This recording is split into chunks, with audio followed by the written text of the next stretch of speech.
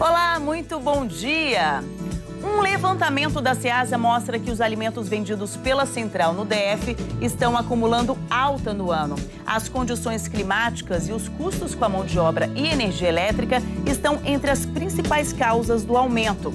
Você sabia que o Brasil é o maior produtor mundial de maracujá? E para combater algumas das principais pragas que ameaçam toda a safra, os produtores estão usando uma técnica chamada de mudão. Quer saber o que isso significa? Fica ligadinho aqui no Agro. E no estúdio eu vou receber uma agrônoma da Embrapa que vai dar dicas para os produtores que sofrem com as plantas daninhas nas produções. Eu sou Williane Rodrigues e o Agro Record já começou.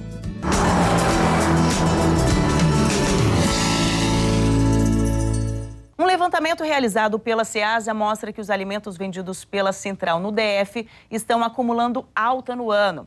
As condições climáticas e os custos com a mão de obra e energia elétrica estão entre as principais causas do aumento. Veja na reportagem.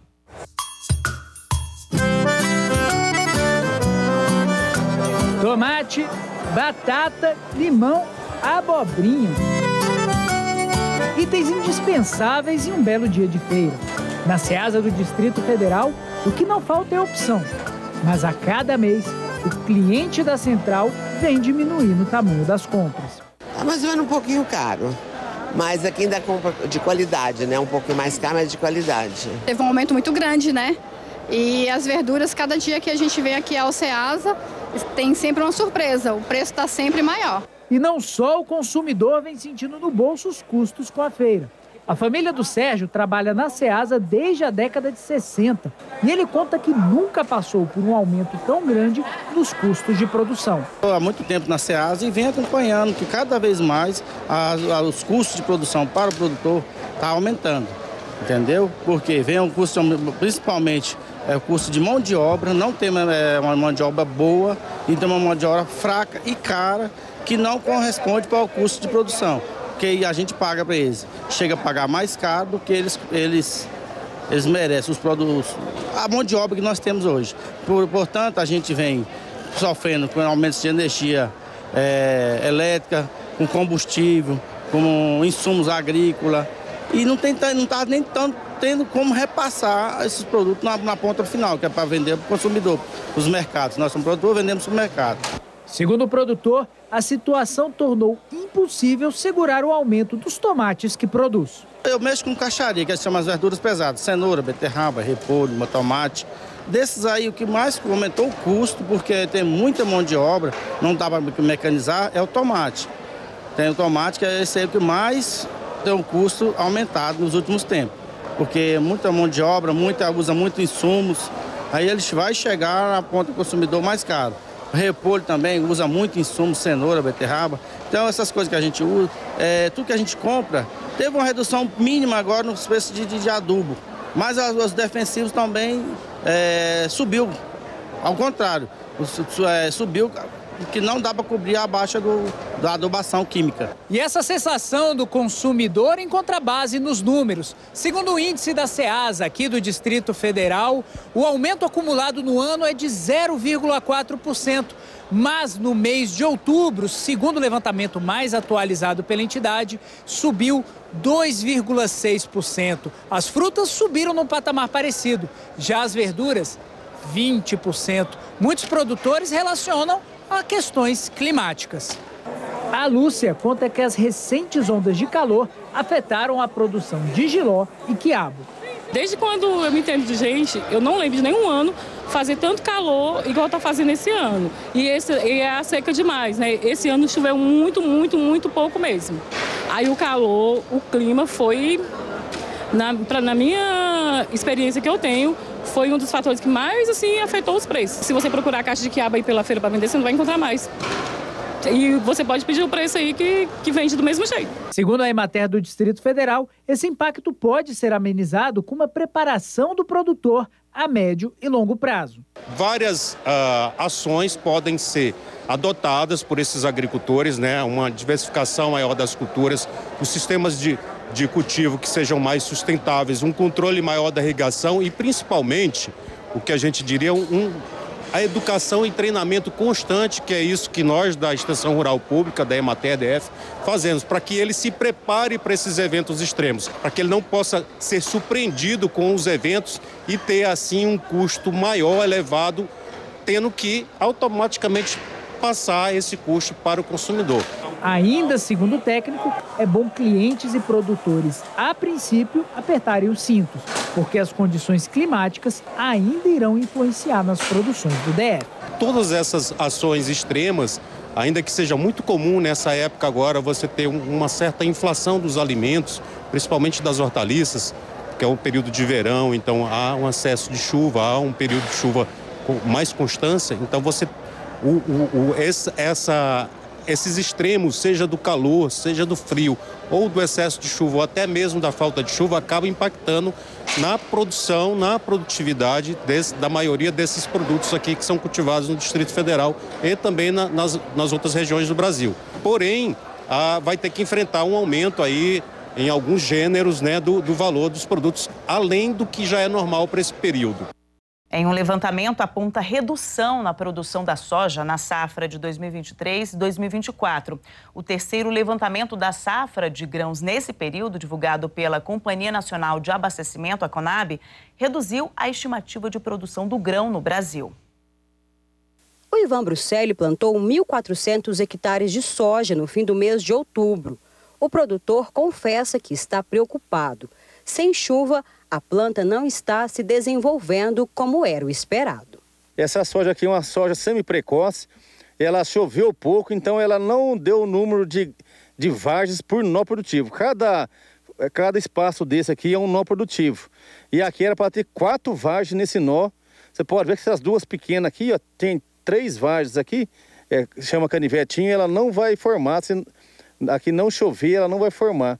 Aqui, ó, tem só 2 vagens, O normal era ter 4 vagens cada nó produtivo desse. E se não chover também, essas vagens daqui do ponteiro, ela não forma. E esse cenário pode impactar diretamente na produtividade dessa safra. No começo eu esperava colher uma média maior que 70 sacos. Agora eu estou jogando em torno de 48 a 50 sacos de média. Mas mesmo para ter essa média eu preciso de chuva, né? Então teve uma quebra aí de mais de 20% na produção, né? Mesmo a soja tardia aí que está aflorando agora, ela precisa ter uma chuva boa para ela poder recuperar. A soja precoce, essa foi muito afetada. Em 2013, né, passou um cenário pior, em 2013. Foi um ano que a seca veio bem no enchimento de grão e não choveu mais, ficou 38 dias sem chover e colhemos em torno de 39 sacos por hectare. Um levantamento da CONAB, Companhia Nacional de Abastecimento, aponta uma redução na estimativa de previsão da safra de soja 2023-2024. A previsão para a produção brasileira do grão é de 160,2 milhões de toneladas, 2,2 milhões a menos que o projetado em novembro. O levantamento aponta ainda a redução na produção no Centro-Oeste de 3,8% e no Sudeste de 1,3%. Já no Norte, houve acréscimo na projeção, 3,5%. No Nordeste, 1% e no Sul, 21,4%. Os fatores climáticos influenciados pelo El Niño trouxeram irregularidades no plantio da soja em todo o Brasil. Nem tudo são flores. Nós estamos com um clima não favorável, realmente o clima está muito desafiador, os preços não sobem e os custos de produção estão muito altos. Eu tenho 30 anos que eu faço análise de mercado de soja e milho no Brasil inteiro. É o ano mais desafiador que eu já vi para os produtores. A safra 2023-2024 nós vamos ter menores produtividades e problemas de margem. Então o produtor tem que tomar muito cuidado para não cometer equívocos.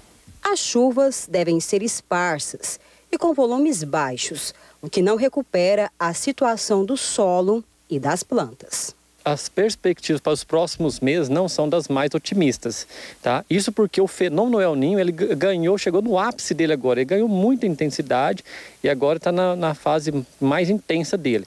E o que nós temos como consequência disso?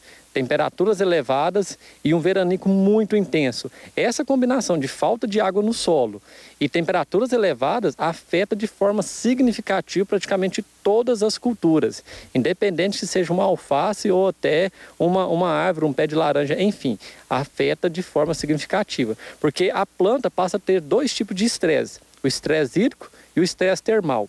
E isso afeta, claro, em produtividade. Afetando em produtividade, nós passamos a ter um outro problema, que é menor produtividade, tem uma elevação nos custos de produção.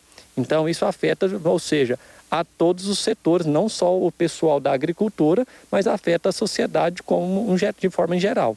A safrinha também pode ser prejudicada. O produtor que ainda conseguiu fazer a semeadura da cultura da soja, logo após o término do vazio sanitário, ele com certeza deve conseguir fazer essa colheita no mês de janeiro, mesmo não sendo aquela colheita, aquela produtividade esperada. Já aquele produtor que foi um pouco mais cauteloso, esperou fazer uma semeadura mais tardia, final do mês de outubro ou até mesmo no início do mês de novembro. Esse produtor que queira fazer a segunda safra com milho, isso já é muito arriscado. Fazer o cultivo do milho na nossa região, a semeadura em fevereiro ou que seja em março, já passa a ser arriscado porque o mês de abril vai ser um mês muito decisivo. As projeções indicam que o mês de abril, que claro é o primeiro mês de estiagem na nossa região, a chuva deve ficar muito abaixo da média ou até não chover aqui na região. Então, optar por uma cultura de menor demanda hídrica é fundamental nesse momento. Já em Mato Grosso, a situação é ainda pior. O Ministério da Agricultura e Pecuária estendeu para até 13 de janeiro do ano que vem o calendário de semeadura da soja 2023-2024. A alteração atende a um pedido da Federação da Agricultura e Pecuária de Mato Grosso diante da atual estiagem causada pelo fenômeno El Niño. Os produtores de todo o Brasil seguem na esperança de que São Pedro mande chuva para reverter essa situação. A gente tem esperança, gente, que vai chover. Mesmo que a previsão fala que está pouca chuva pela frente, nós temos uma esperança, o produtor sempre tem a esperança que Deus é maior e vai mandar a chuva aí para nós. E vamos conseguir aí honrar nossos compromissos. Com certeza. E com relação ao clima, não há muito o que fazer, né? O Brasil é o maior produtor mundial de maracujá, segundo levantamentos da Embrapa. E para combater algumas das principais pragas que ameaçam toda a safra, os produtores estão usando uma técnica chamada de mudão. Vamos saber como ela funciona na reportagem da Carolina Rabelo.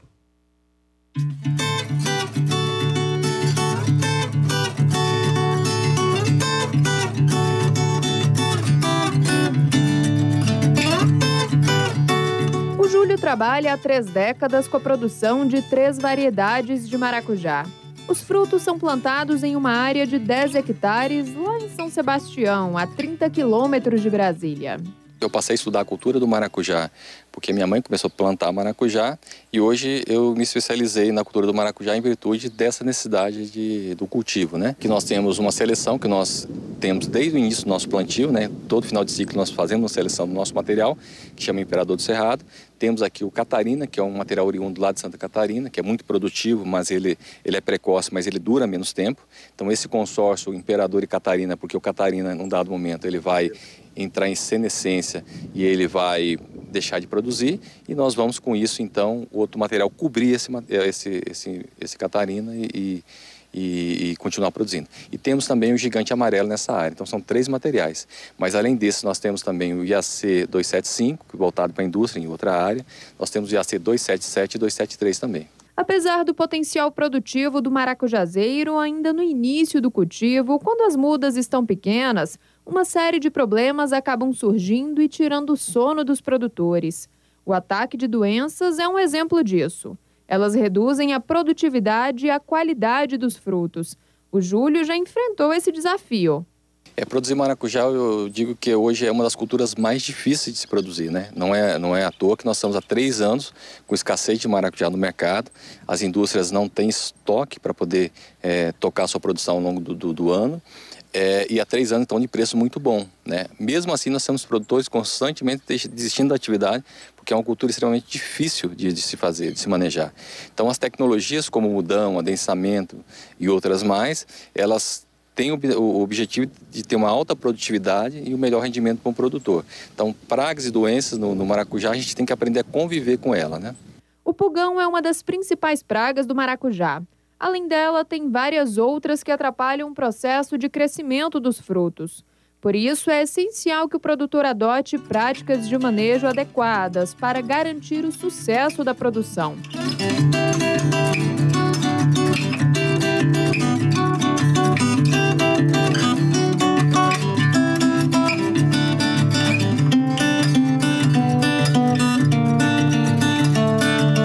Para driblar a situação e manter a produção ativa, Júlio buscou por tecnologias. Uma delas é o mudão, essa plantinha que transformou o negócio da família.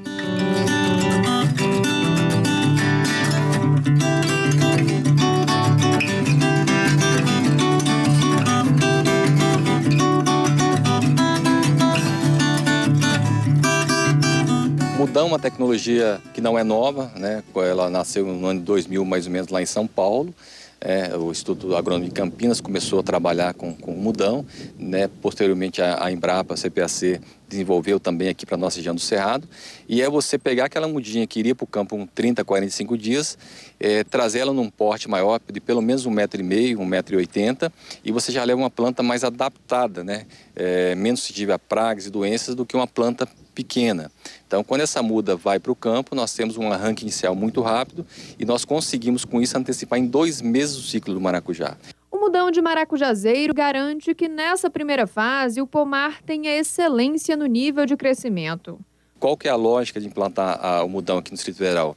É que nós colocamos o mudão no mês de abril aqui no nosso solo, ela já na altura do arame. Nós conseguimos colocar ela em produção no mês de outubro e novembro, meses que o maracujá atinge o maior pico de preço, justamente pela escassez no mercado nesse período. Em virtude de transporte, o ideal é que o produtor faça o mudão na sua propriedade.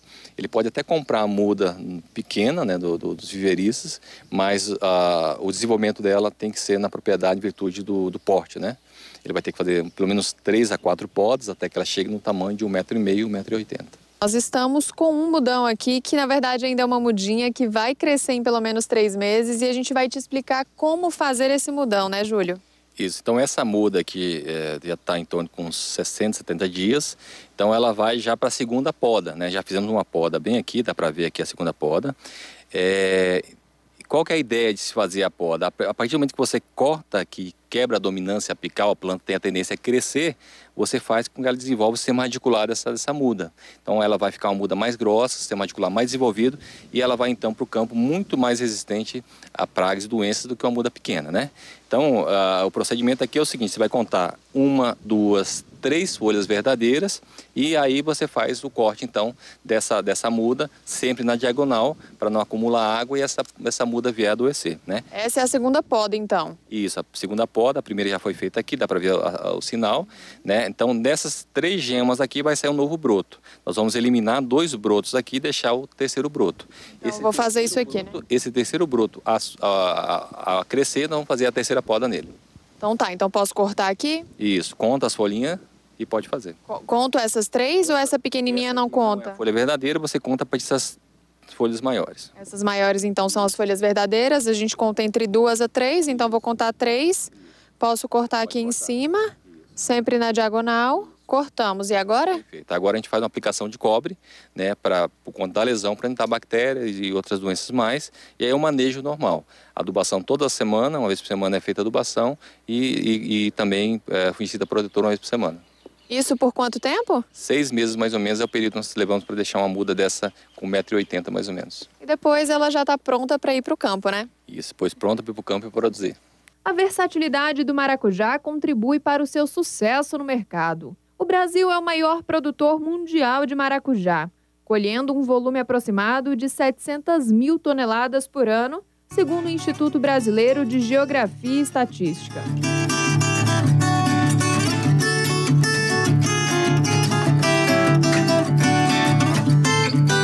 A tecnologia foi vantajosa para o crescimento da plantação do Júlio e deu super certo.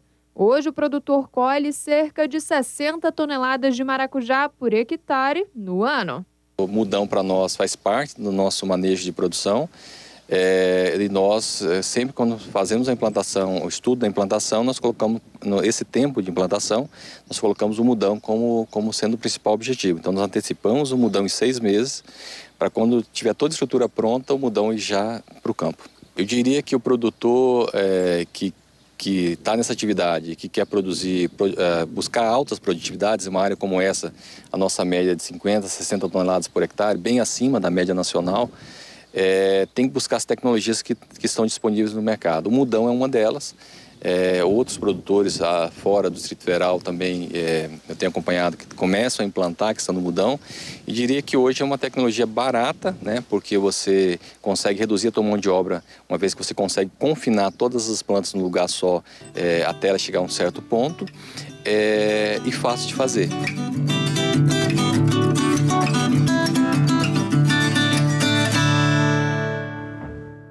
Estamos de volta. Eu recebo aqui no estúdio a Núbia Correia, agrônoma com mestrado e doutorado na área de plantas daninhas. Muito bom dia, Núbia.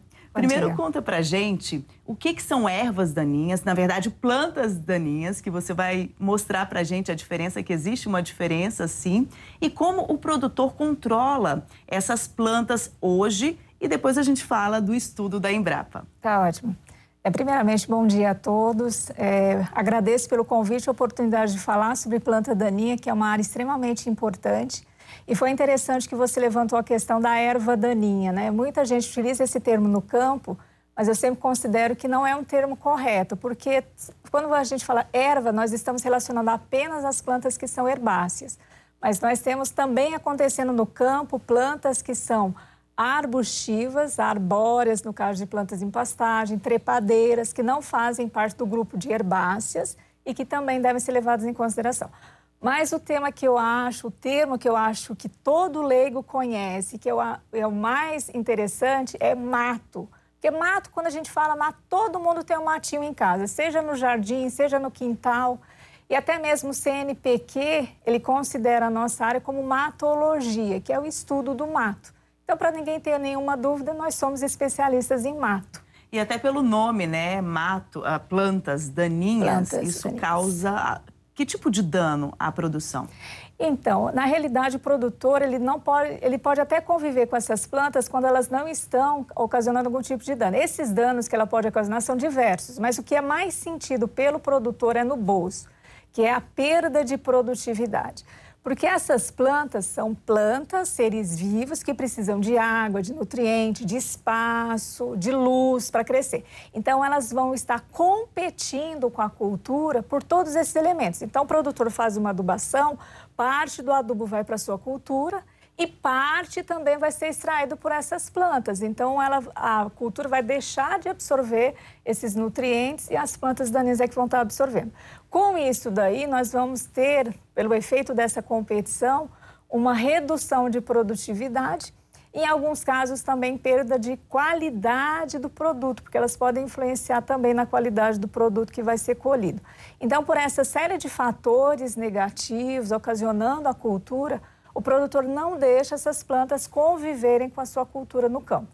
E é bom também salientar que a planta daninha ela ocorre não só na soja, no milho, ela ocorre em todas as culturas. Por quê? Porque a cultura ela é semeada no solo e o solo é um reservatório de sementes naturais da planta daninha. Então, a não ser que você faça hidroponia, você vai ter contato com o solo. Então, se você vai estar no solo, a sua cultura vai ter planta daninha. E como é que hoje o produtor combate essas plantas? Então, hoje existem... Que é comum, né? O mais comum, o mais utilizado é o controle químico, que é através do uso do herbicida.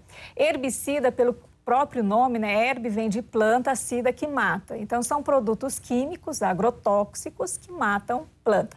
Infelizmente, nós não temos controle biológico, que seria o uso de bioinsumos para controlar a planta daninha. Então, o controle químico ainda é o mais utilizado. E aí, visando reduzir o uso ou a dependência do herbicida, nós lançamos mão de outras tecnologias também para ter uma série de melhorias, seja para melhoria de solo, seja na questão de qualidade de ambiente, para reduzir essa dependência do químico, outras estratégias, que seria o caso dos consórcios.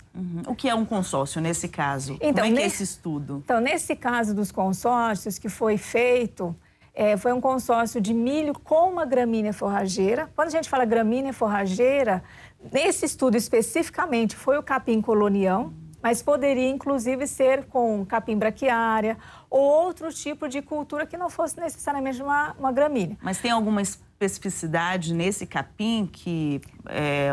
Por conta disso, ele participou dessa pesquisa? Sim, nesse trabalho que nós fizemos foi com a BRS Zuri e a finalidade foi para ver o comportamento dela no consórcio com milho, a adaptação dessa gramínea forrageira e também porque é um capim colonial e ela pode ser usada também para pastejo.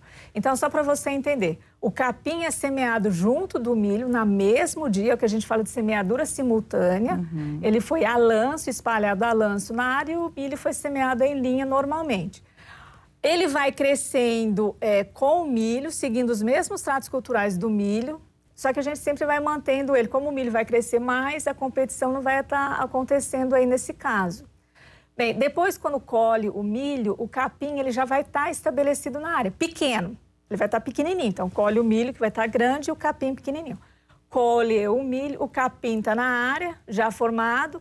E aí, se essa colheita, no caso do nosso trabalho, foi feita no mês de maio, que é um período seco, teoricamente, se fôssemos semear esse capim, não teria umidade, a não ser que a área fosse irrigada. Só que no caso do trabalho, em maio, o capim já estava na área. Então, simplesmente, quando fez a colheita do milho, ele voltou a se desenvolver, porque ele estava sozinho na área, ele já estava com o sistema radicular bem formado, então ele pôde crescer, se desenvolver, e aí a gente tem o que nós chamamos de pastagem de qualidade. Então, para aquele produtor que quer utilizar um pasto, que tem alguma integração, que tem um gado de leite ou de corte, quer utilizar aquele capim para pastejo, ele vai ter a pastagem instalada. Então, tem uma dupla finalidade. Dupla finalidade. Ah, mas eu não tenho aptidão para pastejo, eu não tenho gado, eu não tenho nenhum animal que vai se alimentar desse pasto, desse capim. Então, aí, no caso, é um produtor realmente agrícola nato. Ele é um produtor de soja, milho ou feijão, qualquer uma cultura agrícola. Então, esse capim, ele vai ficar na área para servir como cobertura viva e morta. Quando a gente fala cobertura viva, é que a planta está verde na superfície do solo. Então, ela está lá cobrindo o solo, vegetando ali. Essa cobertura verde, ela influencia muito na infestação da planta daninha, porque se ela já está na área, ela não deixa que plantas daninhas vão estar nascendo, emergindo no campo. Então, você vai ter uma área mais limpa.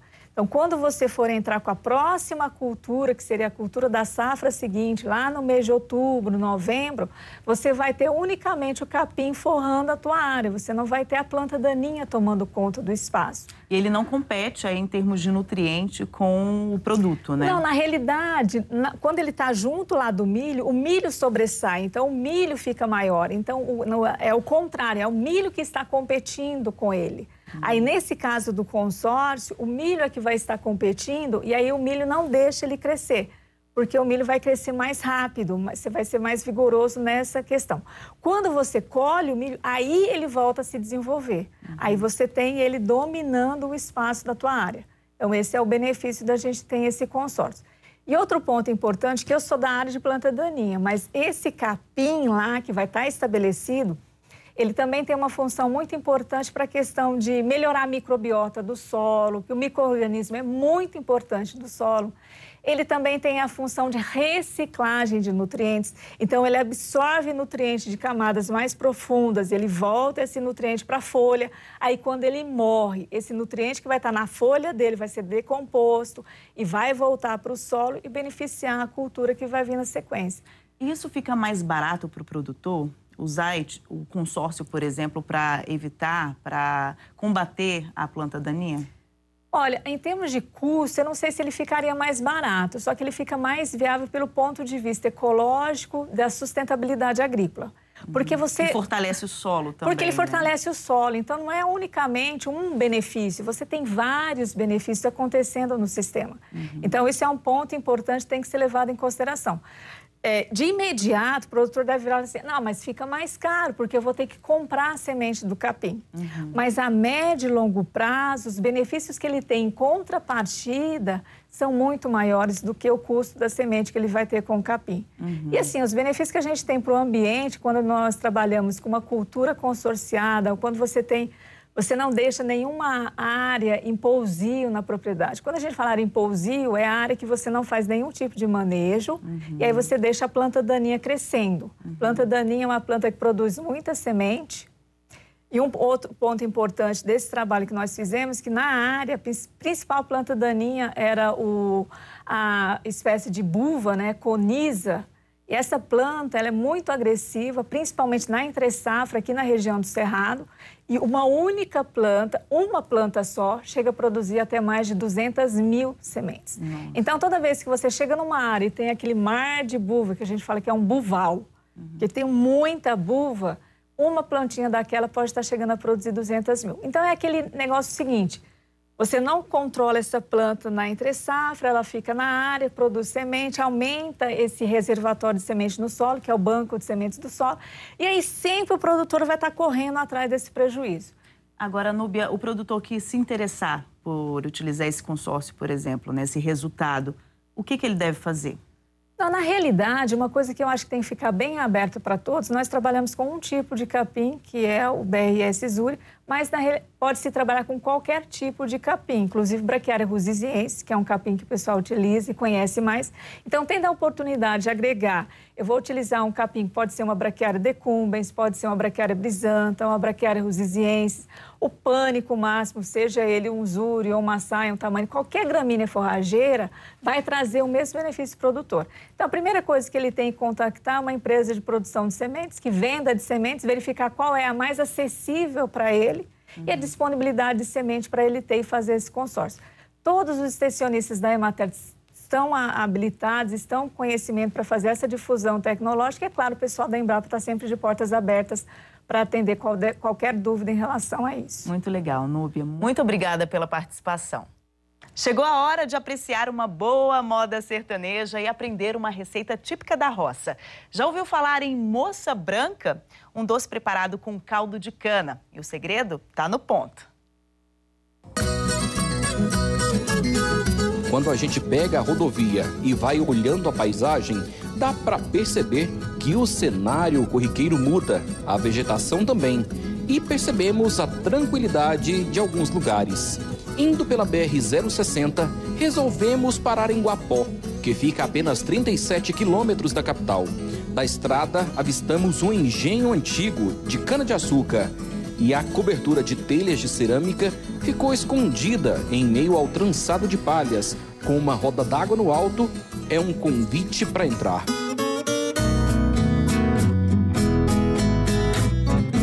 Ah, é hora de fazer uma viagem no tempo para recordar como era antigamente. Logo na entrada do restaurante, a gente percebe aquele clima de roça. A telha é francesa, as palhas trançadas decoram a parede. Sem falar nessa mesa de café colonial, com pão de queijo, biscoito, cafezinho passado na hora. Simplesmente típico da roça.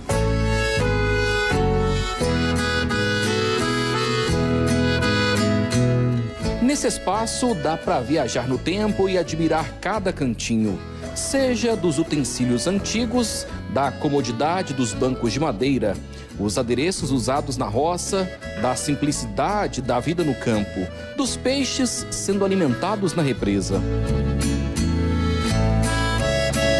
Mas como surgiu esse cantinho tão perto de Goiânia?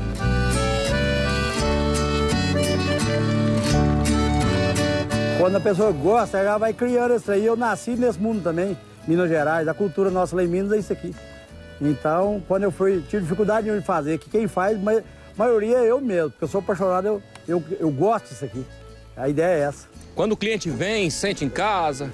Ah, aqui é a segunda casa do cliente. Eles tornam tudo amigo da gente, viram um entendedor. Os caboclos, eles vivem isso aqui igual a dono. Eles falam, bem quando eles ir pra fazenda deles, pra casa do amigo não. Da família deles, é de jeito. Dá para entender o motivo dos clientes se tornarem amigos. Da mesa dá para ver as galinhas soltas pelo quintal, das vacas sendo ordenhadas como antigamente. Nada de ordenha mecânica, aqui tudo é manual, como manda o figurino raiz. Enquanto isso, que tal ir catando milho, cortando e ralando para fazer uma pamonha bem da roça? Nada melhor que isso. Tem de sal doce à moda. Goiano que é goiano já vai admirar só de ver. Quando chega a hora do rango, não tem ninguém que bota defeito. O almoço é caipira, servido no fogão a lenha, com linguiça feita na roça, aproveitando o calor para defumar. Ah, voltando ao cardápio, dá para ver o porquê os antigos carreiros gostam desse tipo de comida, seja do arroz à feijoada, da carne de porco na lata à linguiça frita. Tudo é preparado com carinho e com tempero da roça no tradicional fogão caipira. Mas ao vir aqui, o nosso objetivo é conhecer um doce que é típico da roça, a tal da moça branca. Mas tem que ser quase um doutor para fazer essa iguaria hoje em dia. Primeiro, começa com a moagem da cana num engenho antigo. Depois da garapa extraída, que é o caldo da cana, vamos para um grande tacho com muito fogo a lenha. Qual que é o segredo de fazer a moça branca? O segredo da moça branca é o seguinte, é ter o ponto ideal, é esse aqui. Não pode errar esse ponto de forma nenhuma, porque ele é complicado, é isso aqui. Eu não é nem o ponto do melado, passou um pouquinho melado e também não é o ponto da rapadura.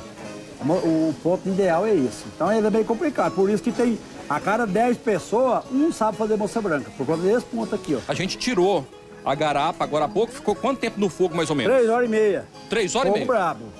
3 horas e meia, fogo pesado.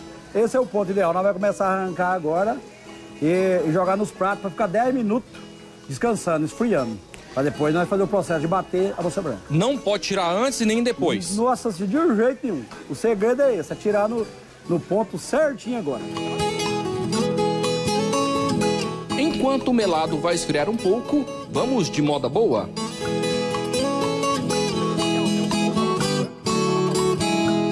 É claro que tem que ter música boa, mas antes, Sudair, tem algum caso da roça que você gosta de contar? Mas tem um caso que eu fui correr atrás de um frango lá na roça. E aí o frango, sabe que ele é pequenininho, né? E eu grandão, fui passar debaixo da cerca, enganchei na cerca. E o arame entrou aqui no couro da minha cacunda. Ei, moço, vai dar trabalho. E eu, ô tio, cadê o tio pra me desenganchar? Eu ia doendo, que isso que eu ficar azul até que ele chegou já tava desmaiado. Aí eu não vi mais nada também. Ê, frango danado. Não, aquele essa aí você não esquece. Eu nem não comi dele, de tanta raiva. Fazer o seguinte, então, vamos cantar uma moda aí? Vamos. Tira aí, com os companheiros. Ei, meus companheiros aqui, gente, aqui, pessoal tudo aqui junto com a gente, ó. Que maravilha, que coisa mais linda do mundo. Obrigado a todos vocês. Isso. Parece o boiadeiro. Aí.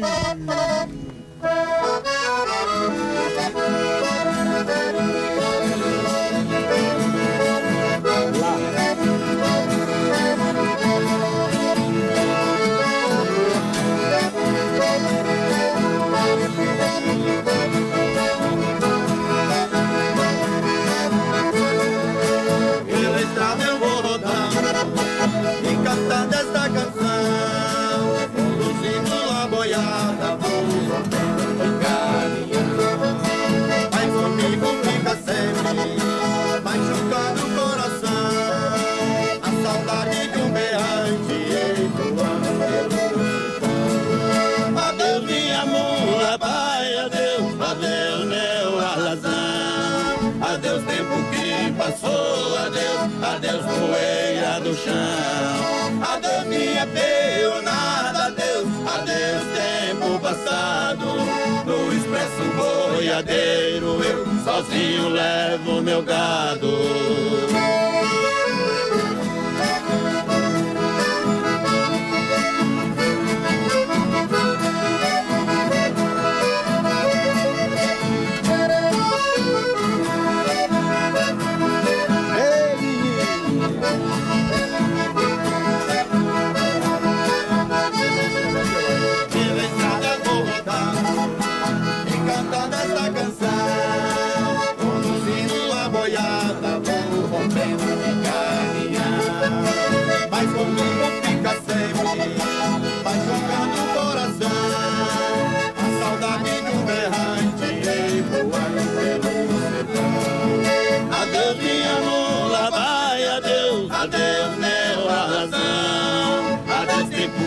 passou, adeus, adeus poeira do chão. Adeus minha peonada, adeus, adeus tempo passado. No expresso boiadeiro eu sozinho levo meu gado.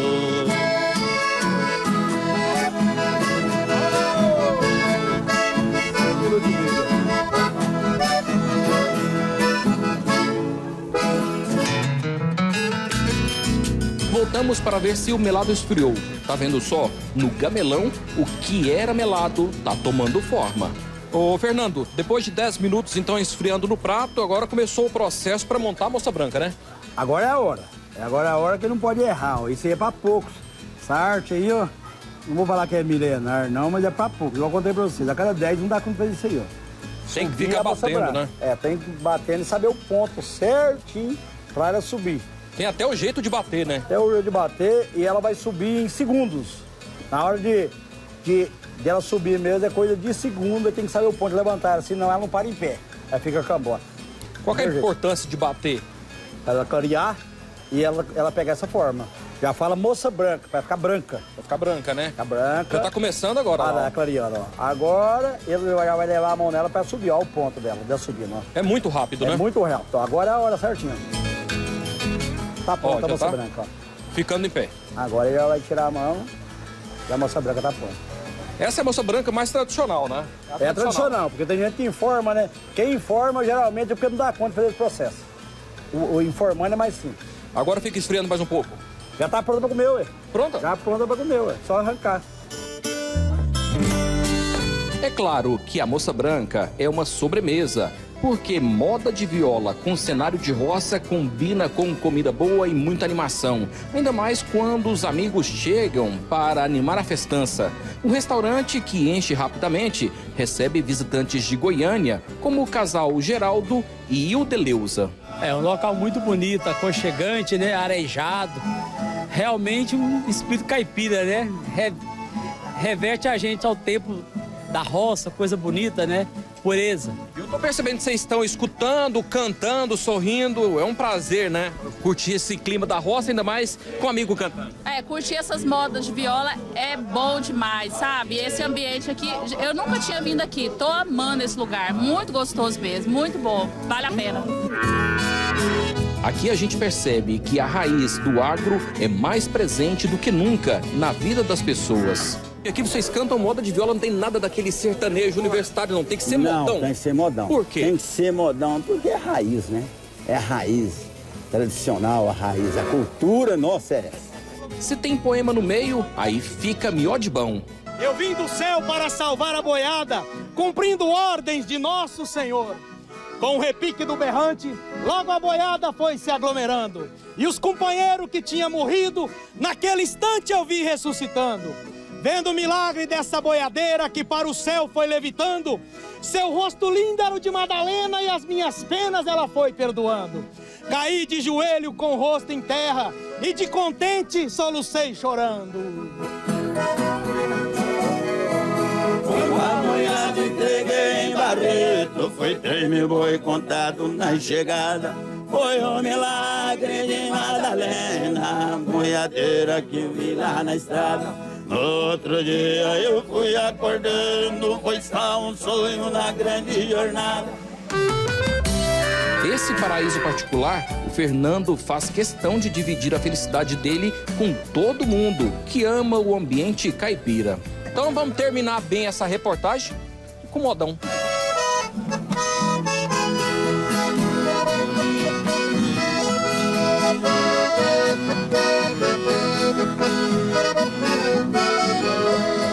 Comprei uma boiada brava e vim trazendo colchão de Goiás.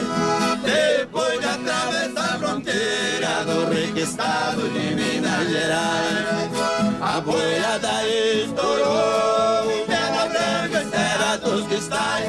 Lutei bastante, quase o dia inteiro, mas a boiada esparramava mais. Morreu 5 dos meus companheiros, eu fiquei sozinho com o capataz.